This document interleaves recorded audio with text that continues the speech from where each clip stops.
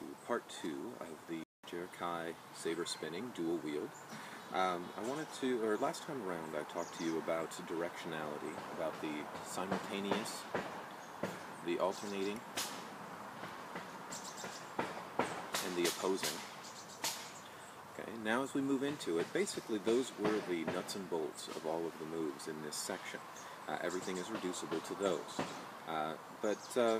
I wanted to start off with the simultaneous, because if you've practiced the ones from last time, you've noticed that this is by far the easiest of them to get the hang of.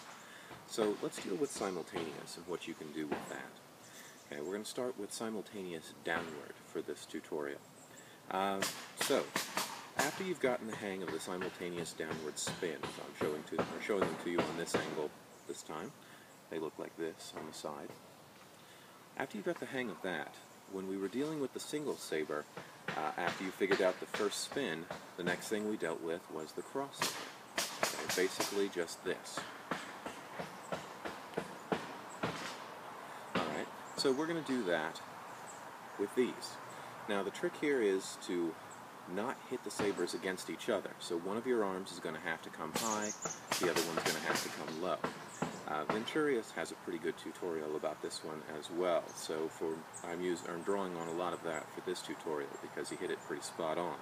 But we've got our one circle, and then for the crossover, one hand's going to have to come on top of the other, and we get sort of this, almost, maneuver right here. Alright, so like that.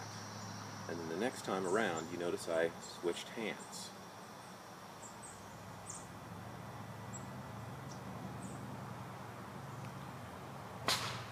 Alright, so one hand is doing this, the other hand is doing the same thing. Except when they cross over, I've got to make a little bit of an adjustment. And if I'm doing it real slow, you can see how one of the hands is coming up, the other one's going down. So instead of just doing this, I'm actually doing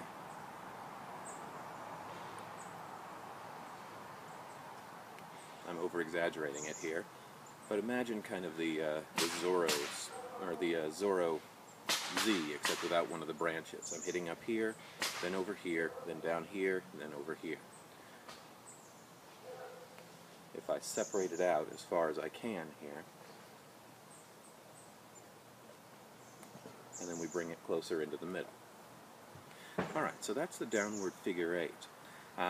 It's just a small step from that into the flowers, which are just as the single was a small step between the single and the alternating.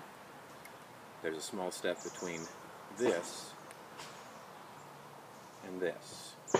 But we'll get to that next time around. It's the alternating version of the same thing. Alright, so this one, pretty simple, as I'm sure you can imagine. Here it is on the side view. You can do it in an upward wield as well.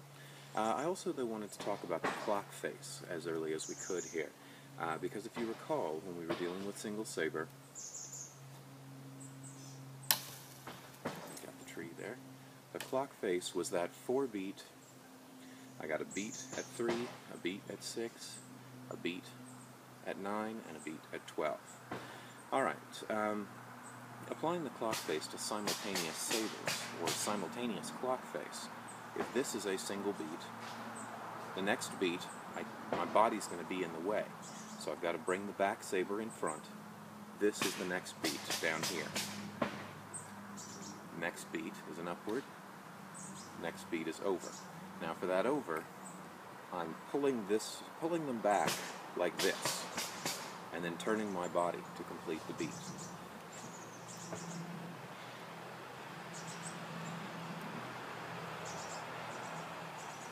So this is a simultaneous clock face. Okay, now this move is something that's pretty prevalent in poi. But this is how we're going to get from the downward to the upward. And it's all simultaneous. Okay, so downward crossovers, downward clock face, simultaneous clock face. It's not all downward because we're an upward wield on the other side. Alright, so that's it for this tutorial. I'll see you next time. We'll briefly discuss the upward wield, and then we'll move into some other things.